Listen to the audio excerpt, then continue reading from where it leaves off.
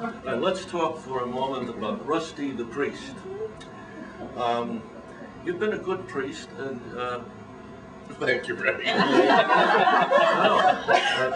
I'm going to defend that word "good" in a moment, because a person that certainly was not dealing all that well with you, not in Grace's league by any means, but nonetheless, when the time came for him to face what we call in many of our hymns death's solemn moment, you were there as his priest because he asked you to be there, and you were there, and you stayed with him, and you acted exactly as you should as a priest.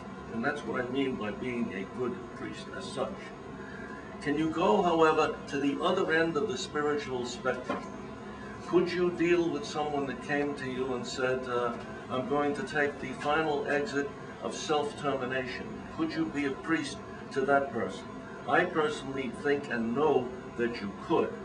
But my question to you is, granted that you could and would this cause you to suddenly face demons that you had not seen before?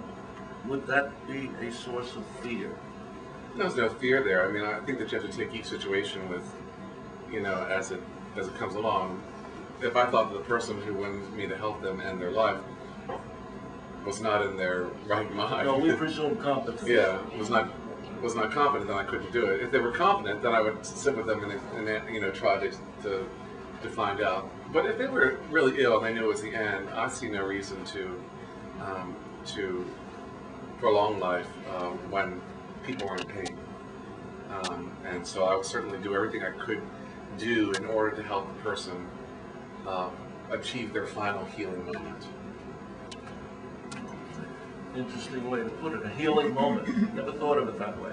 I think death can be very healing, and I think a lot of times we're afraid of it, but having been with many people when they die, hundreds of people when they die, I can tell you that it's very healing. And let me just go back for 1 second, because people don't know what you're talking about, I'm sure all of them. There was another parishioner who I had quite a few run-ins with. In fact, one time we were sitting right at this table, and he didn't like the way that something went, and he left across the table and started choking a woman across the table, saying, "How dare you, vote this way," and everything. It was quite chaotic. And it was about the same time that all the stuff was going on with Grace to it. I tell you how rancorous it was that his son, who didn't get along with him, specifically asked me to do the wedding because he knew his father would object, and I agreed. At the wedding, though, the gentleman was in his cups quite a bit, and he came up to me and he says, I don't like you. I said, yes, I know that. He said, but you did a fine job today. I said, well, thank you very much. And then, as he got very, very sick,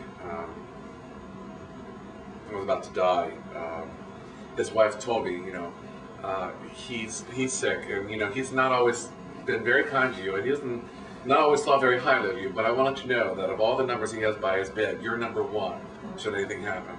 And so I was number one who called, and I went that day to see him, and I held his hand, I was saying a prayer with him, and this was the time we were just starting to change things over into the new liturgy that we're doing now.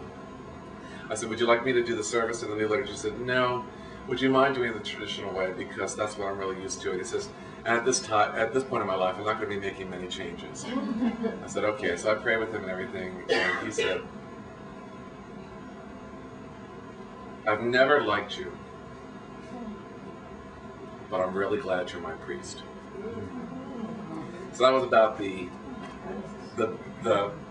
closest I was going to get to an apology. And anybody who knew him would not disagree with anything I had to say. He just did not like me. But that didn't mean I wasn't going to be there for him.